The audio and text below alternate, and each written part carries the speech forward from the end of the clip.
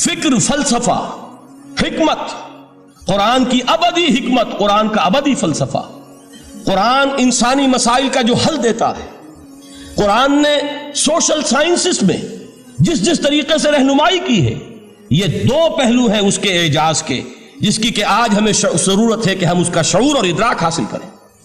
اس کے ضمن میں خاص طور پر علامہ اقبال کا نام لینا چاہتا ہوں۔ میرے نزدیک اس دور میں قرآن مجید کے اس اعجاز اور اس کے ایک معجزہ ہونے کے لیے سب سے بڑی دلیل علامہ اقبال کی شخصیت ہے۔ وجہ کیا ہے کہ علامہ اقبال علماء کے طبقے میں سے نہیں تھے۔ ظاہر بات ہے کہ جن کا پورا جو ہے، جن کی زندگی گزرتی ہو قال اللہ قال الرسول میں، ان کے دلوں میں عظمت قرآن کی، ان کے دلوں میں حضور کی محبت، یہ تو سمجھیے کہ ہونی ہی چاہیے، ان کے شب و روز اسی میں گزرتے ہیں۔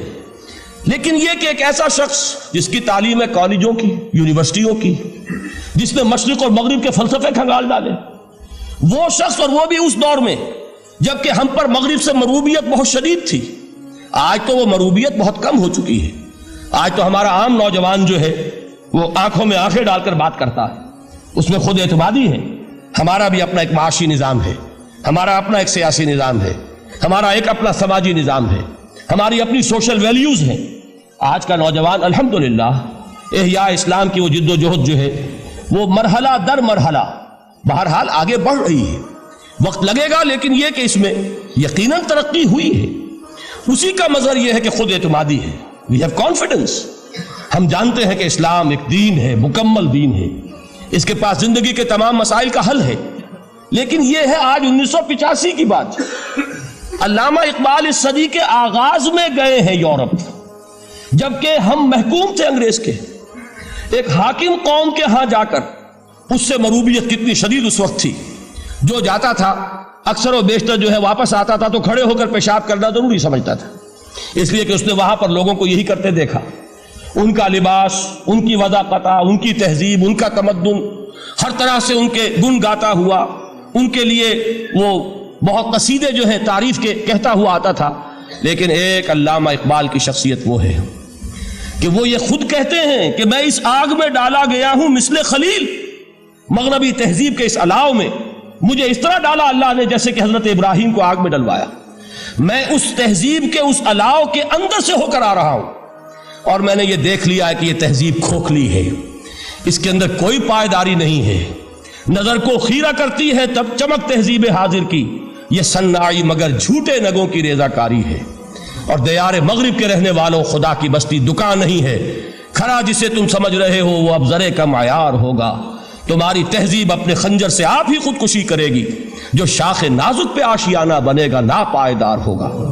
اب آپ اندازہ کیجئے وہ شخص جو بنیادی طور پر فلسفی ہے، فلسفے کا طالب علم ہے، وہ جرمنی اور انگلستان میں جا کر فلسفے کھنگالنے کے بعد اسے اگر تسکین حاصل ہوئی، اس کے جو علم کی پیاس تھی اگر اسے سیری حاصل ہوئی تو صرف قرآن کے ذریعے سے۔ نہ کہیں جہاں میں اما ملی، جو اما ملی تو کہاں ملی میرے جرم خانہ خراب کو تیرے عفو بندہ نواز میں۔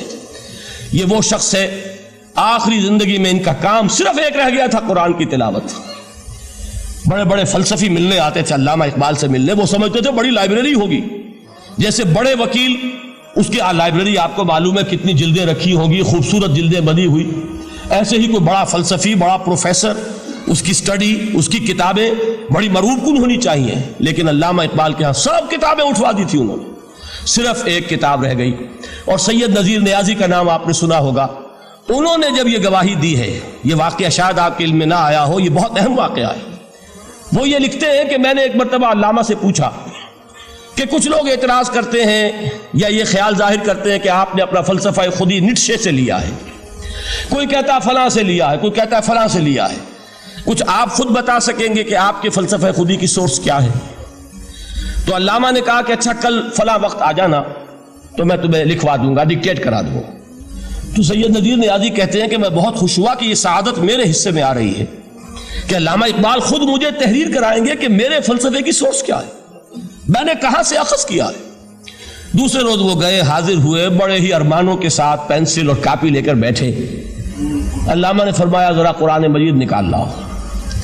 وہ قرآن مجید لائے، حیران ہوئے، یہ فلسفے کا سورس مجھے ڈکٹیٹ کرانے چلے تھے، یہ قرآن مجید کہہ رہے۔ کہا کہ ذرا سورۃ الحشر اس کا آخری رکوع، وَلَا تَكُونُوا كَالَّذِينَ نَسُوا اللَّهَ فَأَنسَاهُمْ أَنفُسَهُمْ أُولَٰئِكَ هُمُ الْفَاسِقُونَ۔ اے لوگوں، ان لوگوں کے مانند نہ ہو جانا جنہوں نے اللہ کو بھلا دیا، تو اللہ نے انہیں اپنی خودی سے غافل کر دیا، اپنے آپ سے بیگانہ بنا دیا۔ یہی ہیں لوگ جو فاسق ہیں۔ علامہ نے کہا میرے فلسفے کی سورس یہ ہے۔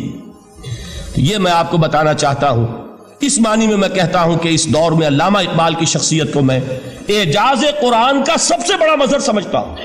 ایک شخص 20ویں صدی عیسوی کی شخصیت، اور پھر یہ کہ وہ کہیں مسجد اور کسی مدرسے کے ماحول میں پلا بڑھا نہیں ہے، بلکہ اسکولوں اور کالجوں میں اور یونیورسٹیوں میں، اور صرف ہندوستان میں نہیں، انگلستان اور جرمنی کی یونیورسٹیوں میں رہا، جس نے اپنا لوہا منوایا ہے۔ وہ شخص اگر یہ کہتا ہے کہ میرے لیے فکر کی بنیاد، میرے فلسفے کی سورس، میری تمام سوچ کی رہنمائی جو ہے وہ اس کتاب نے کی ہے، تو معلوم ہوا کہ واقعتاً یہ قرآن مجید آج بھی معجزہ ہے۔